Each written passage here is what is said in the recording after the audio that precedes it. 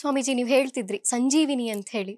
ಸ್ವಾಮಿ ವಿವೇಕಾನಂದರನ್ನ ನಾವು ದೈಹಿಕವಾಗಿ ಕಳ್ಕೊಂಡು 100 ವರ್ಷಗಳು ಗತಿಸಿದೆ. ಆದರೆ ಅವರ ತತ್ವಗಳು, ಅವರು ಬೋಧಿಸಿದಂತಹ ನೀತಿಗಳು, ಆದರ್ಶಗಳು ಅದು ಚಿರಂತನ. ಆದರೆ ಇಂದಿನ ಸಶಕ್ತ ಭಾರತ ನಿರ್ಮಾಣಕ್ಕೆ ಆ ಆದರ್ಶಗಳನ್ನು, ತತ್ವಗಳನ್ನು ಅಳವಡಿಸಿಕೊಳ್ಳೋದು ಎಷ್ಟು ಅವಶ್ಯಕವಾಗಿದೆ ಅನ್ನೋದು.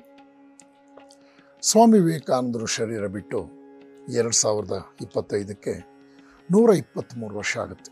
1902ರಲ್ಲಿ ಜುಲೈ 4ರಂದು ವಿವೇಕಾನಂದರು ಶರೀರ ಬಿಟ್ಟರು. ಅದು ಕಾಕತಾಳೀಯವೋ ಎಂಬಂತೆ ಅಮೆರಿಕದ ಇಂಡಿಪೆಂಡೆನ್ಸ್ ಡೇ ಕೂಡ ಜುಲೈ 4.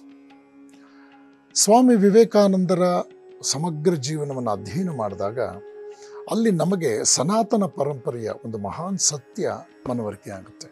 ಏನದು ಅಂತಂದರೆ, ಅಳಿಯುವುದು ಕಾಯ, ಉಳಿಯುವುದು ಕೀರ್ತಿ. ಮಾಂಸಲ ಶರೀರ ಬಿದ್ದು ಹೋಗುತ್ತೆ, ಕೀರ್ತಿ ಶರೀರ ಉಳಿಯುತ್ತೆ. ಕೀರ್ತಿ ಶರೀರ ಅಜರಾಮರವಾಗಿ ಉಳಿಯುತ್ತೆ. ಅದು ಸಾರ್ವಕಾಲಿಕವಾಗಿ ಜನಕ್ಕೆ ಸೋರ್ಸ್ ಆಫ್ ಇನ್ಸ್ಪಿರೇಷನ್ ಆಗುತ್ತೆ. ಇದನ್ನು ನಾನು ನನ್ನದೇ ಮಾತುಗಳನ್ನು ಹೇಳೋದ್ರ ಜೊತೆಗೆ ನನ್ನ ಮಾತಿಗೆ ಬೆಂಬಲವಾಗಿ ನಾನು ನೆಪೋಲಿಯನ್ನ ಮಾತನ್ನು ಉದಾಹರಿಸಿ ಈ ಮಾತನ್ನು ಬೆಂಬಲಿಸ್ತೇನೆ. ನೆಪೋಲಿಯನ್ ತೀರ್ಕೊಂಡಂತಹ ಸೈಂಟ್ ಹೆಲೆನಾ ಅಂತಕ್ಕಂಥ ದ್ವೀಪದ ಸಮೀಪದಲ್ಲಿ ನಾನು ಕೂಡ ಪಾಸಾಗಿದ್ದೇನೆ ನನ್ನ ಯುರೋಪ್ ಪ್ರವಾಸದಲ್ಲಿ. ಸೈಂಟ್ ಹೆಲೆನಾ ಒಂದು ದ್ವೀಪ. ಅಲ್ಲಿ ನೆಪೋಲಿಯನನ್ನು ಬಂಧನದಲ್ಲಿಟ್ಟಿದ್ದರು ಅವನ 4 ಜನ ಸ್ನೇಹಿತರೊಂದಿಗೆ. ನೆಪೋಲಿಯನ್ ಸಾಮಾನ್ಯ ವ್ಯಕ್ತಿ ಅಲ್ಲ, ಅವನು ಯುರೋಪ್ ಸಾಮ್ರಾಜ್ಯವನ್ನು ಆಳದಂಥವನು. ಅವನ ಜೀವನ ಯಾವುದೇ ರೀತಿಯಲ್ಲೂ ಯಾವ ರೋಚಕ ಕಥೆಗಿಂತಲೂ ಕಡಿಮೆ ಇಲ್ಲ.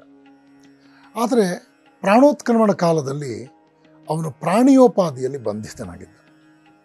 ಆಗ ಅವನು ಆತ್ಮವಿಮರ್ಶೆ ಮಾಡಿಕೊಳ್ತಾ ಹೊರಟ. ಪ್ರಪಂಚದಲ್ಲಿ ನಾನು ಎಷ್ಟು ಜನರನ್ನು ಕಂಡೆ, ಎಂಥ ಸಾಹಸಿಗರನ್ನು ಕಂಡೆ. ಅಲೆಕ್ಸಾಂಡರ್, ಶಾರ್ಲಮನ್, ಜೂಲಿಯಸ್ ಸೀಸರ್, ನಾನು ಖಡ್ಗದ ಸಹಾಯದಿಂದ ಸಾಮ್ರಾಜ್ಯಗಳನ್ನು ಕಟ್ಟಿದ್ವಿ. ಆದರೆ ನಮ್ಮೆಲ್ಲರ ಅಂತ್ಯ ಅತ್ಯಂತ ನೋವಿನ ಅಂತ್ಯ ಆಯಿತು. ನಾವೆಲ್ಲ ದಿ ಪವರ್ ಆಫ್ ದಿ ಸೋರ್ಡಿಂದ ಎಲ್ಲವನ್ನೂ ಮಾಡಬಹುದು ಅಂತ ಬಯಸಿದ್ವಿ. ಆದರೆ ಇವತ್ತು ನಾವು ಪ್ರಾಣಿಗಳೋಪಾದಿಯಲ್ಲಿ ಬಂಧಿತರಾಗಿ ಇಲ್ಲಿ ಸಿಕ್ಕಾಕೊಂಡಿದ್ದೇವೆ. ಈಗ ನಮ್ಮ ಬಿಡುಗಡೆಗಾಗಿ, ನಮ್ಮ ರಕ್ಷಣೆಗಾಗಿ ಯಾರೂ ಕೂಡ ಸಿದ್ಧರಿಲ್ಲ. ಆದರೆ ಇದೇ ಅಲೆಕ್ಸಾಂಡರ್ನ ಬೆನ್ನ ಹಿಂದೆ ಲಕ್ಷಾಂತರ ಸ್ನೇಹಿತರು ಓಡಾಡಿದಂಥ ದಿನಗಳಿದೆ ನನ್ನ ಜೀವನದಲ್ಲಿ. ಈಗ ನನಗನ್ನಿಸ್ತಾ ಇದೆ, there are 2 powers in this world, the power of the sword and the power of the spirit. Power of the sword ಇದೆಯಲ್ಲ, ಇದು ಒಂದು ವೈಭವದ ಕಾಲಘಟ್ಟದಲ್ಲಿ ಗುರುತಿಸಲ್ಪಡುತ್ತೆ, ಆನಂತರ ಅದು ತುಕ್ಕು ಹಿಡಿದು ಬಿಡುತ್ತೆ. ಆದರೆ ಪವರ್ ಆಫ್ ದಿ ಸ್ಪಿರಿಟ್ ಅಂದರೆ ಆತ್ಮಶಕ್ತಿ. ಆತ್ಮಶಕ್ತಿ ಅವಲಂಬಿತರಾದ ಜನ ಬದುಕಿರೋ ಕಾಲದಲ್ಲಿ ಎಷ್ಟು ಜನ ಅನುಯಾಯಿಗಳನ್ನು, ಬೆಂಬಲಿಗರನ್ನು ಹೊಂದಿರ್ತಾರೆ. ಶರೀರದಿಂದ ಅವರು ನಿರ್ಗಮಿಸಿದ ಮೇಲೆ ಅವರ ಅನುಯಾಯಿಗಳ, ಅವರನ್ನು ಅನುಸರಿಸ್ತಕ್ಕಂತಹ ಜನಗಳ ಸಂಖ್ಯೆ ದಿನೇ ದಿನೇ ಅದು ಜಮೆಟ್ರಿಕ್ ಪ್ರಪೋರ್ಷನಲ್ಲಿ ಹೋಗುತ್ತೆ, ಅರ್ಥಮೆಟಿಕ್ ಪ್ರಪೋರ್ಷನ್ ಅಲ್ಲ.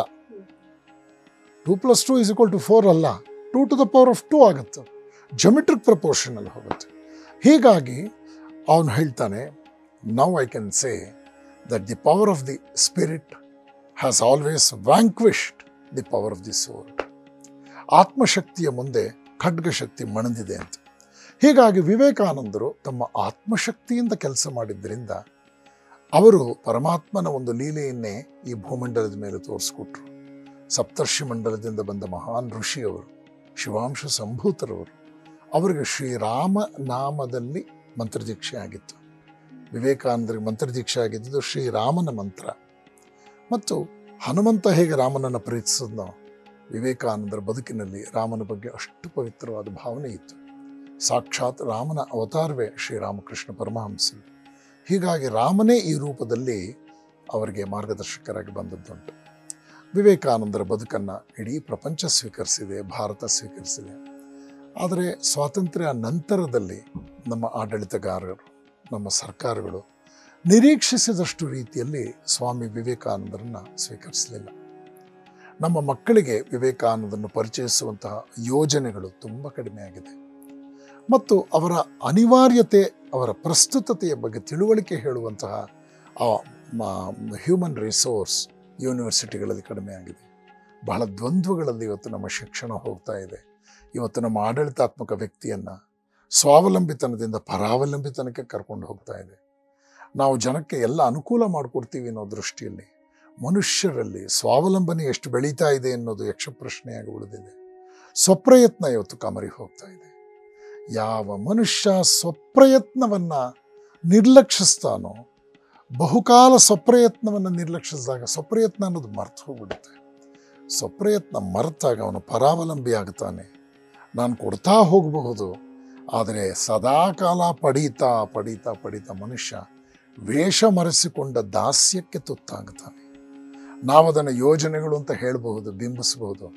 ಆದರೆ ಪ್ರತಿಯೊಂದಕ್ಕೂ ಕೈಚಾಚುವಂತಹ ವ್ಯಕ್ತಿಯಲ್ಲಿ ಸ್ವಾಭಿಮಾನ ಸತ್ತು ಹೋಗುತ್ತೆ, ಸ್ವಾವಲಂಬನೆ ಸ್ವಪ್ರಯತ್ನಗಳು ಹೊರಟೋಗುತ್ತೆ. ಅವನು ಒಂದು ರೀತಿಯಲ್ಲಿ ಅನ್ಡಿಕ್ಲೇರ್ಡ್ ಸ್ಲೇವ್ ಆಗ್ತಾನೆ. ಇಂಡಿಪೆಂಡೆಂಟ್ ಇಂಡಿಯಾದಲ್ಲಿ ಮೋಸ್ಟ್ ಡಿಪೆಂಡೆಂಟ್ ಸಿಟಿಸನ್ ಅಂತಂದರೆ ಇಟ್ಸ್ ಎ ಪ್ಯಾರಡಾಕ್ಸ್. ಇದು ವೈರುಧ್ಯ. ಇದು ಸ್ವತಂತ್ರ ರಾಷ್ಟ್ರ, ಸ್ವತಂತ್ರ ದೇಶ ಅಂತಂದರೆ ನಾವು ನಮ್ಮ ಪ್ರತಿಯೊಂದು ವಿಚಾರಗಳನ್ನು ನಮ್ಮ ಪ್ರಯತ್ನದಿಂದ ಪಡ್ಕೊಳ್ಬೇಕು ಅಂತಕ್ಕಂಥ ಧ್ಯೇಯನಿಷ್ಠ ಬದುಕು. ಆದರೆ ಅದು ದಿನೇ ದಿನೇ ಬಹಳ ಕಡಿಮೆ ಆಗ್ತಾ ಇದೆ. ಶಿಕ್ಷಣ ಇವತ್ತು ಕೇವಲ ಅಕ್ಷರಾಭ್ಯಾಸಕ್ಕೆ ಸಾಕ್ಷರರನ್ನು ನಿರ್ಮಿಸೋದಕ್ಕಾಗ್ತಾ ಇದೆ. ವಿದ್ಯಾವಂತರು ರಾಕ್ಷಸರಾಗ್ತಾ ಇದ್ದಾರೆ. ಹೀಗಾಗಿ ವಿವೇಕಾನಂದರನ್ನು ನಾವು ಸೀರಿಯಸ್ ಆಗಿ ಸ್ವೀಕರಿಸಿಲ್ಲ ಅನ್ನುವಂಥ ವಾಸ್ತವಿಕತೆಯಂತೂ ಬಹಳ ನೊಂದುಕೊಂಡು ನಾನು ಈ ಸಂದರ್ಭದಲ್ಲಿ ಹೇಳ್ತೇನೆ.